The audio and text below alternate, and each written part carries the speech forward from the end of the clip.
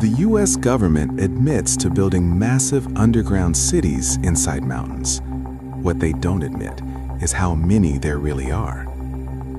Deep inside the Rocky Mountains, behind reinforced steel blast doors weighing more than a tank, there is a city carved from solid granite. Not a metaphor, a real city. It has streets, it has buildings, it has power plants, it has its own water supply. It was built to survive nuclear war. This is not conspiracy. This is the Cheyenne Mountain Complex.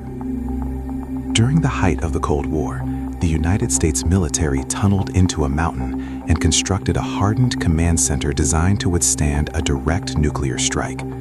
The facility sits 2,000 feet beneath solid rock. Massive 25-ton blast doors seal it off from the outside world. Inside are shock absorbers designed to ride out seismic shock waves. At one point, this was the headquarters for NORAD, the North American Aerospace Defense Command. And Cheyenne Mountain is not alone. In Pennsylvania, another mountain hides the Raven-Robin Mountain Complex, known as Site R. This facility is considered an alternate Pentagon. In the event Washington is destroyed, command operations would move there. Then there is Mount Weather Emergency Operations Center, a FEMA-operated underground continuity site used during 9/11. These are not rumors, they are publicly acknowledged. Which raises a simple question. If we know about these, how many others exist that we don't? To understand underground bases, you must understand one phrase: continuity of government. During the Cold War, U.S. officials assumed one thing: a nuclear attack was not just possible, it was inevitable. So planners designed a system where, even if Washington, D.C. was vaporized, leadership would survive. Secret relocation plans were drafted, underground facilities were expanded, transportation routes were mapped, entire emergency governance structures were built and kept classified. We know this because parts of these plans have been declassified, but large sections remain sealed. What we do know is that billions, and later trillions, of dollars flowed into black budget programs. The term black budget refers to classified defense spending that is not fully itemized publicly. Some estimates suggest tens of billions per year go into classified infrastructure. Infrastructure like hardened facilities, buried facilities, deep underground facilities. And here's where it gets interesting. Cold War engineers didn't just build bunkers, they built self-sustaining environments, air filtration systems, independent power grids, water purification, food storage, medical bays, command centers, not shelters, cities. There is a term used in conspiracy circles: DUMBs, deep underground military bases. The acronym alone carries weight.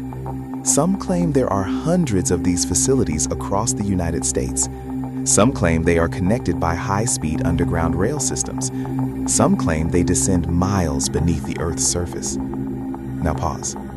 There is no verified public evidence confirming vast interconnected underground rail networks spanning the country. But here's what is verified. The U.S. military has used tunnel boring machines capable of carving massive subterranean spaces. The U.S. operates classified installations. The U.S. maintains hardened facilities for nuclear resilience. And we know this country has constructed underground infrastructure on a massive scale before.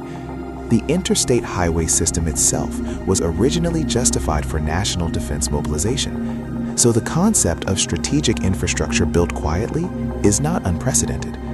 But do multi-level underground cities exist beneath deserts and mountains across the country? There is no public map. There is no official list. There is no comprehensive disclosure, which is precisely why speculation thrives. In the early 2000s, former government officials acknowledged something that caught attention: trillions in accounting discrepancies within the Department of Defense. Now, that does not automatically mean hidden underground cities. Large bureaucracies misallocate funds regularly, but the defense budget is partially classified, and classified budgets fund classified construction. massive underground excavation projects would not appear as Mountain City Project on a public ledger. They would be embedded in infrastructure spending, compartmentalized, distributed, and layered under national security secrecy. The Department of Defense has acknowledged Special Access Programs, SAPs, which are so classified that even members of Congress may have limited visibility. So here's the real tension. We know underground bases exist. We know classified construction occurs. We know continuity plans remain partially secret. But we do not know the full scale. That unknown creates a vacuum, and vacuums fill with theories. Now we step into controversial territory. In New Mexico, beneath Archuleta Mesa, lies the legend of Dulce Base. The claim? A multi-level underground facility allegedly used for secret experimentation, sometimes even involving extraterrestrials. There is no verified evidence confirming the space exists. No confirmed blueprints, no official acknowledgement. It remains firmly in the realm of allegation. Then there's the Denver International Airport. The airport does have tunnels, confirmed baggage and transit systems, but conspiracy culture transformed those tunnels into claims of hidden bunkers and elite shelters. Officials have repeatedly denied these claims, and yet the scale of the underground construction fuels suspicion.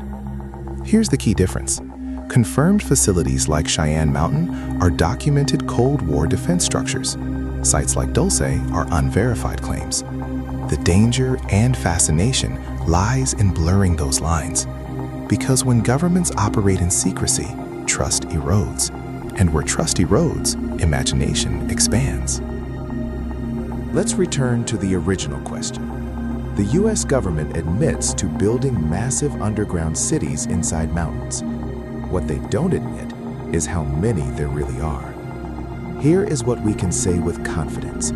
There are multiple confirmed large-scale underground military facilities. There are continuity of government bunkers still operational. There are classified defense construction programs. There is black budget spending with limited transparency.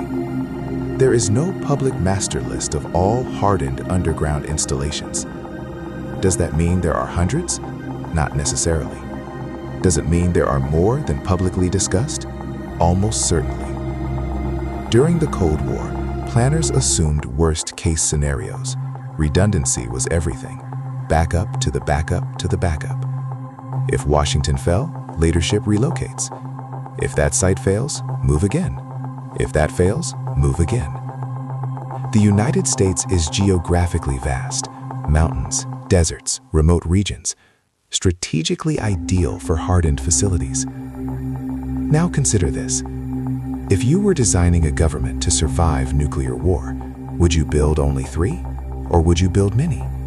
And would you announce them? Or would you classify them? That's the central tension. Not aliens, not sci-fi rail systems, but something far more grounded. National survival planning. The government has proven it builds underground cities. It has proven it keeps parts of those plans classified.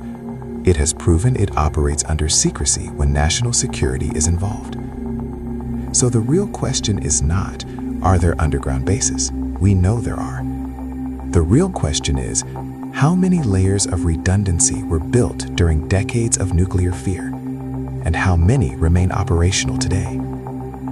Until full transparency is given, if it ever is, the number remains unknown. And sometimes, the most unsettling truths are not the dramatic ones, they're the plausible ones. Because history shows, when governments prepare for catastrophe, they build in silence.